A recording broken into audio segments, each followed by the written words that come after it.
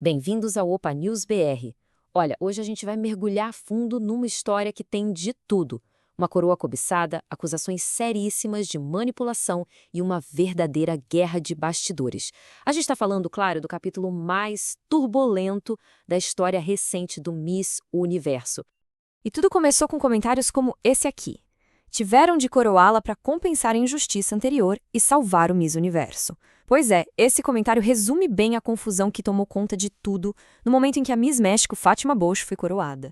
A grande pergunta que ficou no ar foi: essa vitória foi por mérito mesmo? Ou foi, sabe, uma jogada de mestre para tentar apagar um incêndio? Vamos entender essa história direito. Então vamos lá. Para entender essa confusão, a gente vai começar pelo final, a coroação. Imagina a cena. O México comemorando o seu quarto título, uma festa, né? Só que nas redes sociais o clima era outro. A galera se dividiu na hora. E a vitória dela não era vista só como o resultado do concurso, mas sim como o ponto final de um drama gigantesco que rolou nos bastidores. E aí fica a pergunta, né? Que escândalo foi esse? Que história é essa, tão grande, que conseguiu ofuscar o brilho da própria coroa? Para a gente entender isso de verdade, a gente precisa voltar um pouquinho no tempo, coisa de algumas semanas antes da final. E a nossa viagem no tempo nos leva para Bangkok, lá no comecinho de novembro. Tinha um evento, sabe? Um daqueles eventos que rolam antes do concurso principal. Era para ser só mais uma etapa, algo protocolar, mas acabou virando o epicentro de uma crise que ninguém imaginava. O que aconteceu ali foi tipo um efeito dominó, sabe? Foi impressionante. Primeiro, o organizador tailandês, o Nawat Issaragressiu, deu uma bronca pública na Miss México por ela não estar divulgando o evento nas redes sociais. Pouquíssimos minutos depois, a Fátima Bosch não deixou barato. Ela simplesmente contestou a bronca e abandonou o palco. E não foi sozinha. Outras candidatas foram junto em solidariedade. O negócio foi tão sério que, dias depois, a própria presidente do México, a Claudia Sheinbaum, veio ao público elogiar a atitude dela. Imagina só a proporção que isso tomou. Mas olha, essa treta toda no palco, essa saída dramática, isso não foi um caso isolado, não. Na verdade, foi só a ponta do iceberg, sabe? Um sintoma de uma crise muito, mas muito mais profunda que estava rolando por trás das câmeras.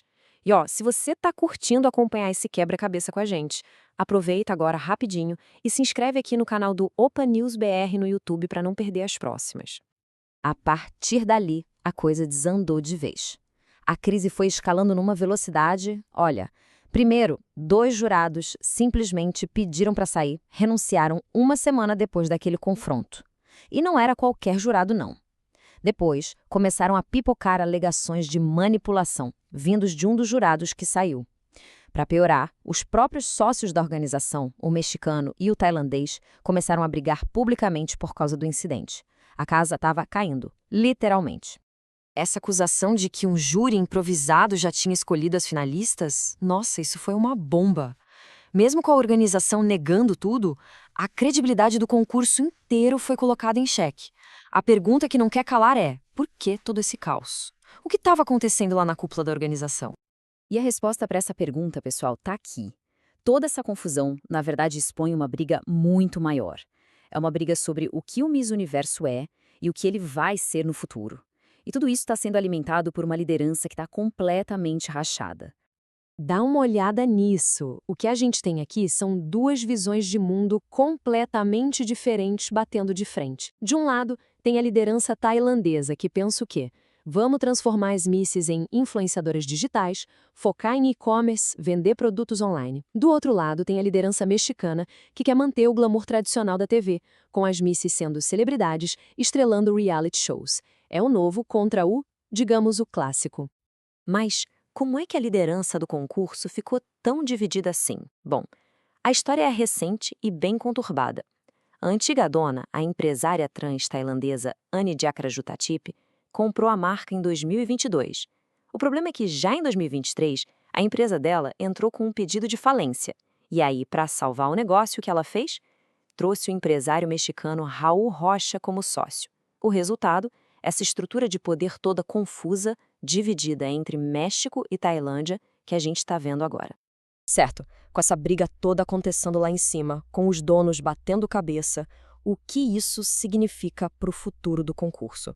A gente está falando de uma marca de 70 anos, uma instituição que está desesperadamente tentando se manter relevante no mundo de hoje. E olha só que interessante, o desafio fica ainda mais claro quando a gente olha para o público. Os próprios fãs estão divididos. Quase metade da audiência está no Sudeste Asiático. Tailândia, Filipinas, Indonésia. É uma galera super engajada em rede social que vê o concurso como uma porta para a fama.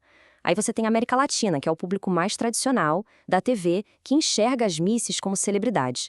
E o resto do mundo? Bom, essa audiência está diminuindo. Então, como agradar todo mundo ao mesmo tempo? É um malabarismo gigantesco. E no meio dessa guerra de negócios, dessa crise de imagem, vem uma fala da ex-presidente da organização, a Paula Schughart, que é quase um puxão de orelha. Ela diz: Miss Universo não vale nada se você não empoderar e apoiar as mulheres que competem. É um lembrete importante do que, em teoria, deveria ser o foco de tudo, né? O tal do empoderamento feminino. No fim das contas, a gente fica com essa pergunta martelando na cabeça. Será que uma marca com 70 anos de história, toda baseada em padrões de beleza, consegue mesmo se reinventar com tanta briga interna? A resposta para isso, sinceramente, vai decidir o futuro da coroa. Bom, por hoje é isso. Valeu por acompanhar essa análise completa aqui com a gente no Openness BR. E se você curte esse tipo de conteúdo que vai fundo nas histórias, já sabe, né? Se inscreve no canal para não perder nada.